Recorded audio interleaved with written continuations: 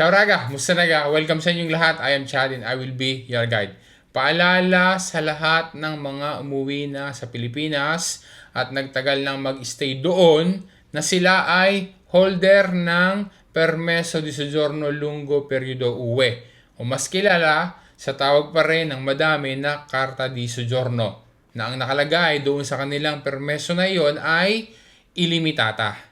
Reminder lang na dahil doon sa Legge numero 238 ng 2021, 10 years na ang validity ng physical document ng Permeso di Soggiorno Lungo Periodo Uwe o baka nga Lungo Periodo CE pa ang nakalagay doon sa permeso. Dahil diyan, kung ikaw ay umuwi na ng Pilipinas at nagtagal doon at hindi na nakapag-adjourn na bago umuwi hanggang sa ngayon na mapanood mo ang video na ito, mula doon sa naka-indicate na data di relasyo sa iyong Permeso di Soggiorno, dapat na bago mag 10 years ay magawa ang adjournamento. Kagaya ng example na are, ang data di relasyo ay 2019. Ibig sabihin, a day before, base sa exact date ng data di relasyo, sa taong 2029 ay expired na ang physical document na iyan, yung example na iyan.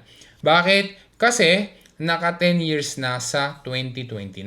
Kailangan mong tandaan Raga na ang adjournamento o renovo ng Permeso di Soggiorno ay dapat na dito sa Italia gagawin. If ever na kailangan na mag-adjourna ng Permeso di Soggiorno Lungo Periodo Uwe, kailangan na babalik dito sa Italia at dito ipaprocess ang adjournamento. Paano naman kung halimbawa na lumampas na ng 10 years na hindi na-adjourna ang Permeso di Soggiorno Lungo Periodo Uwe at naabutan na ng expiration while naandoon sa Pilipinas, meaning lumampas na ng 10 years.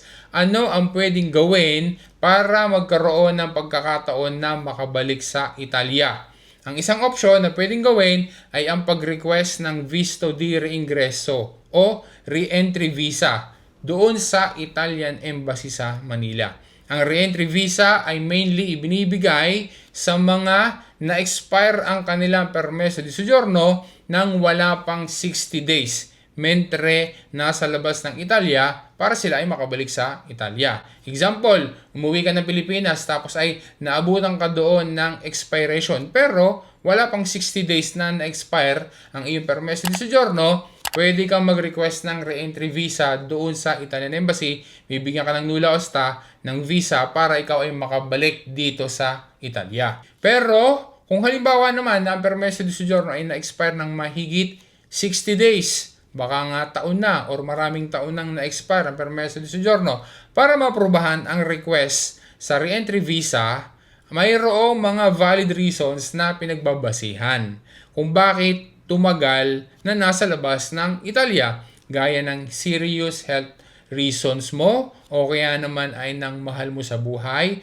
or dahil sa pag-fulfill ng military obligation sa iyong country of origin. Keep in mind na ang pag-grant ng re-entry visa ay discretion ng Italian Embassy kung aaprubahan ba request o hindi base doon sa mga nakaset na implementing rules. Kaya Raga, kung meron kang kakilala na nasa ganyan na sitwasyon, sana ma-share mo to sa kanila itong video na ito para sila ay maging informed ukol sa bagay na ito. Maraming salamat sa panood mo. Once again, this is Chad and always remember, Chad will guide. Grazie Raga, alla prossima!